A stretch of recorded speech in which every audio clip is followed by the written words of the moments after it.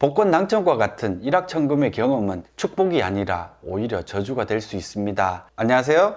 행복한 부자가 되고 싶으세요? 이너프입니다. 인간은 무엇을 위해 사는가? 지난 수천 년간 이어져 온 질문입니다. 수많은 철학자들이 삶의 목적에 대해 그들 나름의 다양한 설명을 내놓았죠. 그 중에서 대부분의 사람들이 동의하는 설명이 있습니다. 바로 아리스토텔레스가 설파한 인간은 행복을 위해 산다는 결론이죠. 아리스토텔레스는 인간 행위의 종착지는 행복이므로 결국 행복은 최고선이며 이런 최고선에 이르기 위해 사는 것만이 가치 있는 삶이라고 했습니다. 그런데 19세기 이후 행복에 관한 철학적 접근을 흔드는 학설이 대두되기 시작합니다.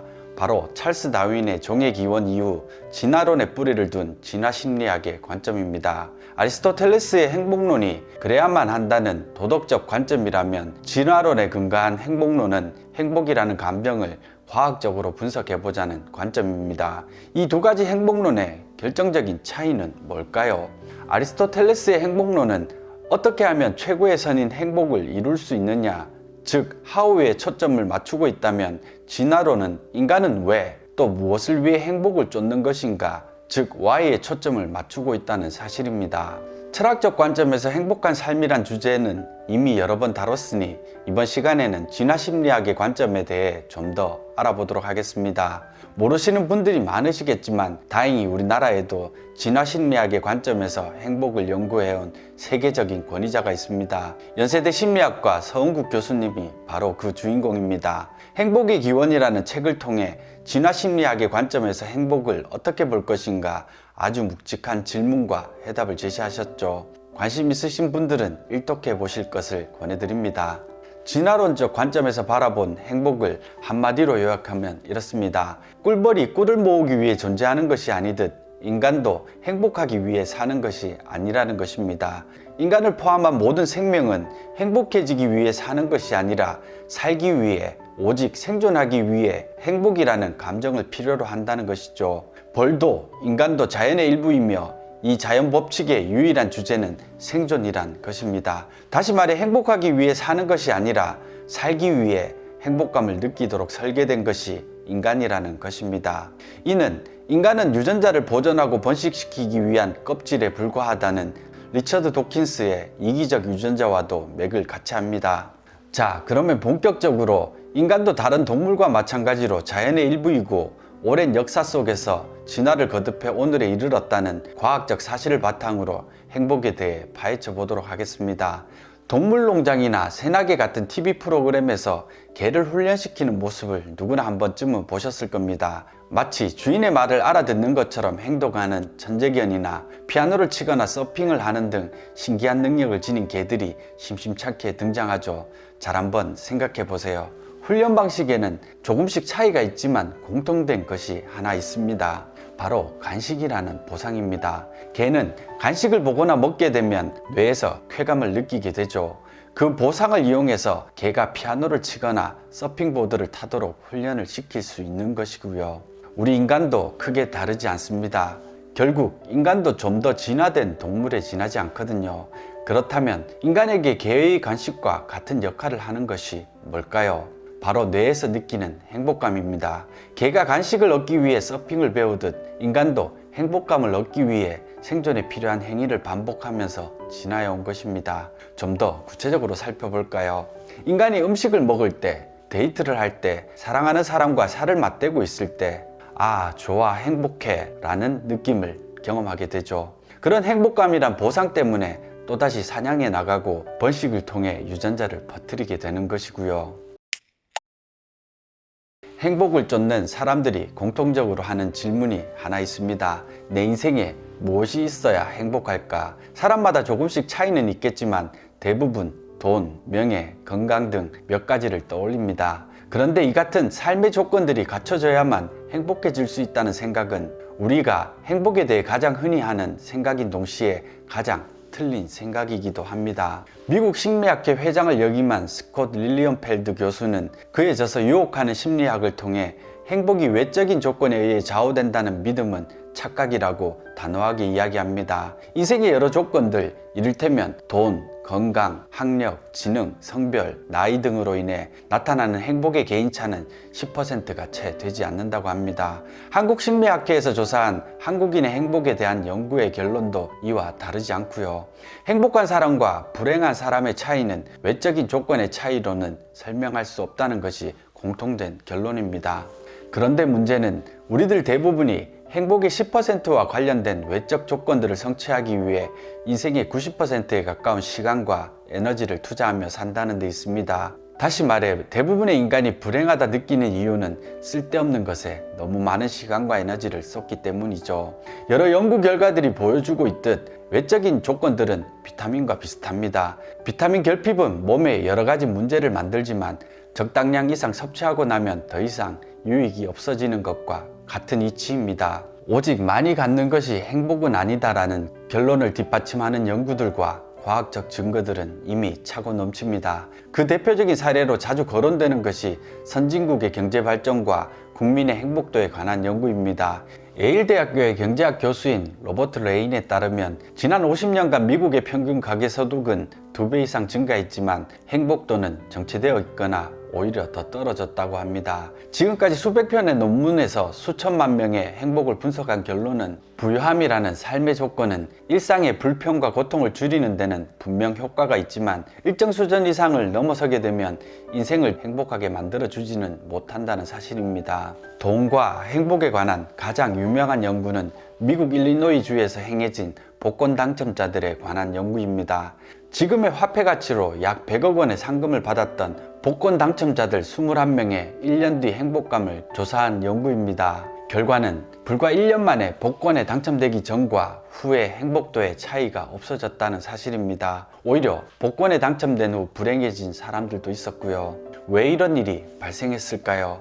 불행인지 다행인지 우리 인간은 어떤 상황이든 놀랍도록 빠르게 적응하도록 되어 있기 때문이죠. 아무리 감격스러운 사건도 시간이 지나면 일상의 일부가 되어 희미해지기 마련입니다. 제 또래 분이라면 2002년 월드컵 당시 느꼈던 기쁨과 희열을 모두 기억하실 겁니다. 우리 모두의 심장을 먹게 했던 그 전율도 불과 몇 달을 가진 못했죠. 새 차를 사거나 새 집으로 이사했을 때 기쁨도 마찬가지죠. 혹시 처음 새 차를 샀을 때 느꼈던 기쁨을 지금까지 간직하며 운전하시는 분이 계신가요? 새 집으로 이사하면서 창밖으로 보이는 멋진 야경을 보며 느꼈던 새로움을 아직도 간직하고 계신 분은요? 무언가를 소유했을 때 우리가 느끼는 행복감은 그리 길지 않죠. 우리 인간은 새로운 것에 놀랍도록 빨리 적응하는 동물이기 때문입니다. 한 가지 위안이 되는 사실은 그 덕분에 좌절과 시련을 겪고도 다시 일어설 수 있고 다시 행복을 느낄 수 있다는 사실이고요. 결론은 비교적 최근에 일어난 일들만이 아주 짧은 기간 동안 행복에 영향을 미칠 수 있다는 사실입니다.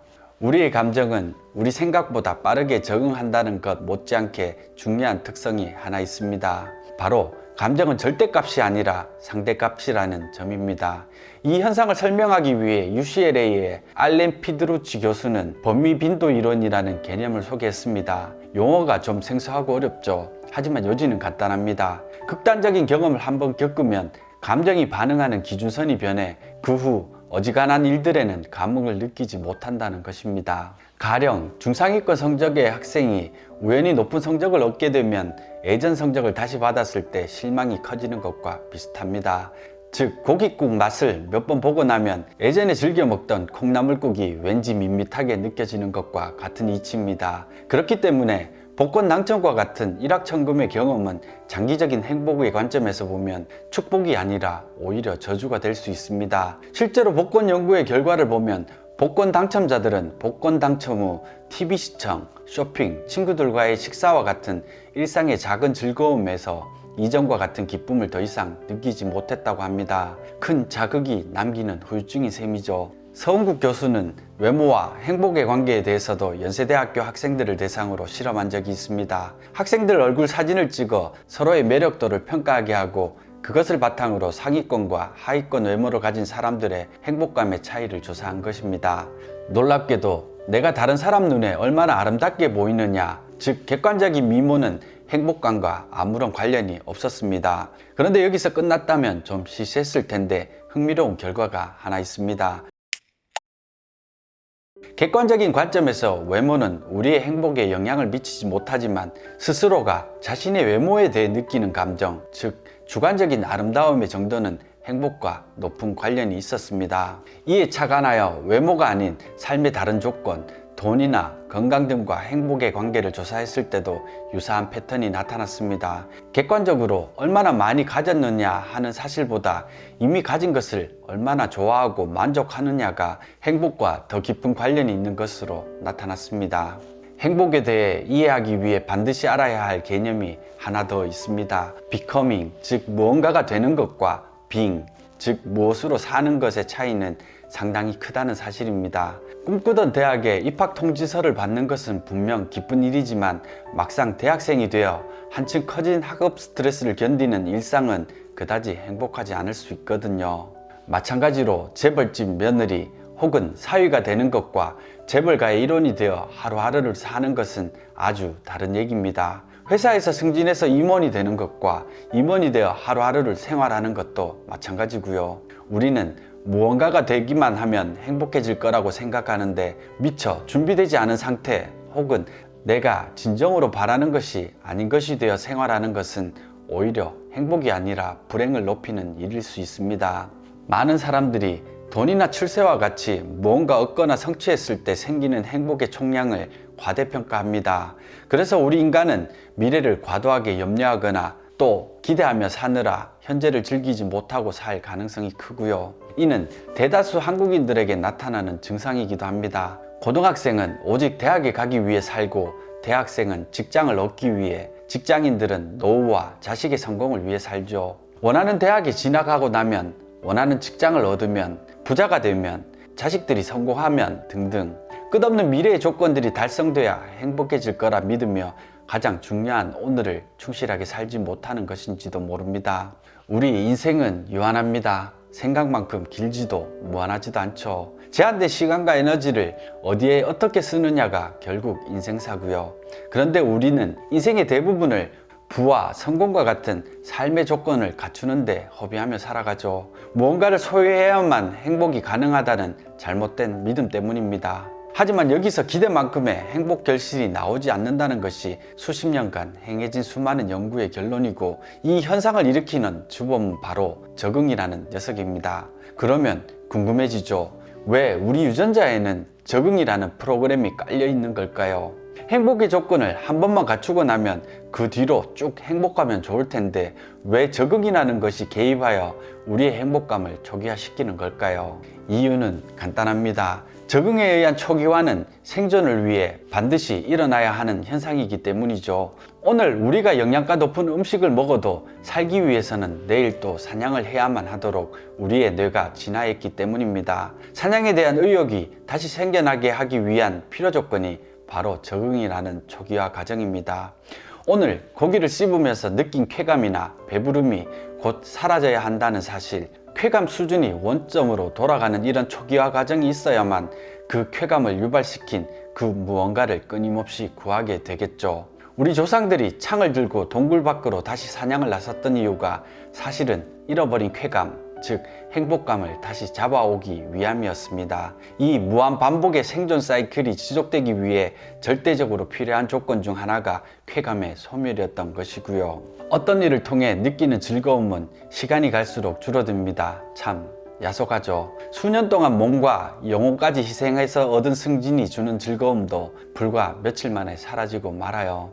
아무리 대단한 조건을 성취하게 되더라도 여기에 딸려왔던 행복감은 적응이라는 과정을 통해 곧 초기화되어 버리죠. 그래서 행복은 큰 거 한 방으로 해결되는 것이 아닙니다. 모든 행복감은 곧 소멸되기 때문에 한 번의 커다란 기쁨보다는 작은 기쁨을 여러 번 느끼는 것이 절대적으로 행복을 위해 유리하다는 결론을 얻을 수 있습니다.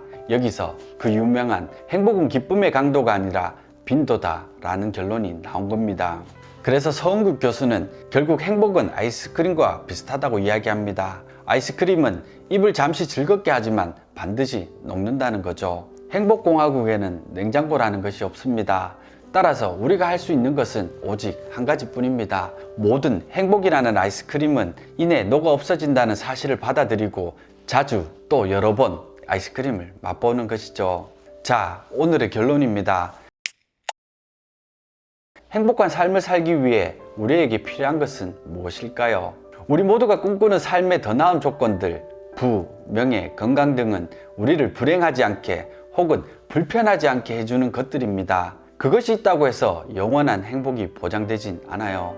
그러니 이러한 조건들이 우리 삶을 불편하게 한다면 그것을 넘어설 수 있을 때까지 이런 조건들을 갖추기 위해 어느 정도 시간과 에너지를 쏟는 것은 좋은 선택일 수 있습니다. 하지만 그것을 넘어선 이후에도 여전히 삶의 대부분을 희생해서 그것을 쫓는 건 어리석은 일입니다. 돈과 성공이라는 것을 얻기 위해 우리가 희생해야 할 기회비용이 행복한 삶 그 자체일 수 있거든요. 행복은 아이스크림과 같아서 달콤하지만 이내 녹아 없어지죠.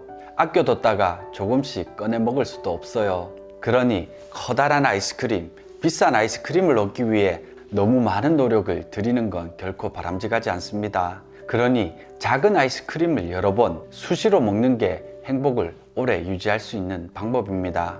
여러분, 거창한 무언가, 특별한 무언가를 쫓는데 삶의 대부분을 낭비하지 마세요. 대신 일상에서 쉽게 얻을 수 있는 작은 행복감, 그러한 경험들을 꾸준히 늘려가기 위해 노력해보세요. 우리 모두 행복에 좀 더 가까워질 수 있습니다. 오늘 영상은 이것으로 마치겠습니다. 여러분, 행복 아이스크림 많이 드세요. 고맙습니다.